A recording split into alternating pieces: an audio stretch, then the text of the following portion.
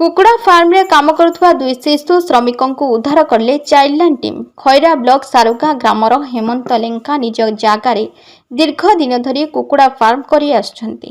सेठरे शिशु श्रमिक मानकु नियोजित करी कम दरमारे काम करा जाउथवा नै खैरा चाइल्डलाइन को अभियोग आसिथिला। चाइल्डलाइन तरफ अनेक थर जाइथिले मध्य हेमंत पिला मानकु लुचाई देथिबा चाइल्डलाइन सभ्य पंचानन त्रिपाठी अज्योति प्रकाश करिसेंती।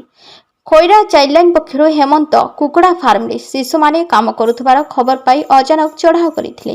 दुई शिशु को उद्धार करबा सहित आउ किछि शिशु दौड़ी पळाई जाइतबा जणा पड़िछि। हेमंत उपरे दृढ़ कार्यानुष्ठान पाई चाइल्डलाइन पक्षर खैरा पुलिस को लिखित अभियोग करिसेंती। शिशु मानकर घरे जणे मयूरभंज जिलार होइतबा बेले जणे स्थानीय अंचल बोली सूचना मिलिछि।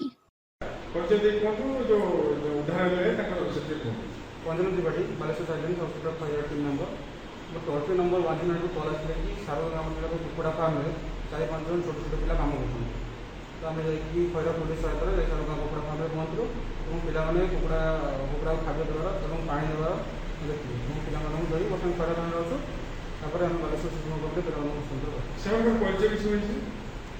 तो धरिकी आसलु से काउंसलिंग कर काउंसलिंग पर जना पड़े से आसले केते टका से काम करते गाँव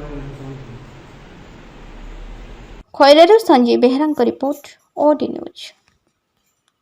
गर्व ओडिशार गारिमा को नहीं आमे गर्व करू ठीक सेमिति निर्भीक संवाद परिवेषण करबा आम ओडी न्यूज रो धर्म।